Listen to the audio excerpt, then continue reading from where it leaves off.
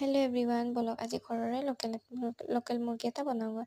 আৰু ইফালে মই লৈছোঁ মাংসখিনি বনাবলৈ আদা ৰচুন যি অকণমান জালুকো দিছোঁ খাবলৈ যেতিয়া ভাল হয়। আৰু ইফালে আলু পিঁয়াজ আৰু অকণমান পিঁয়াজৰ ঠাৰি কাটি লৈছোঁ। এতিয়া মই তেল দি দিছোঁ কেৰাহীটোত। আৰু চাওকচোন, আপোনালোকে সদায় এটা ৰেচিপি খাবলৈ ভাল পায় জানো? মই এটা ৰেচিপি সদায় খাব বেয়া পাওঁ।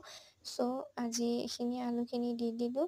আলুখিনি আজি প্ৰথম ফ্ৰাই কৰি ল'ম, ৰঙাকৈ পূৰা ফ্ৰাই কৰি ল'ম।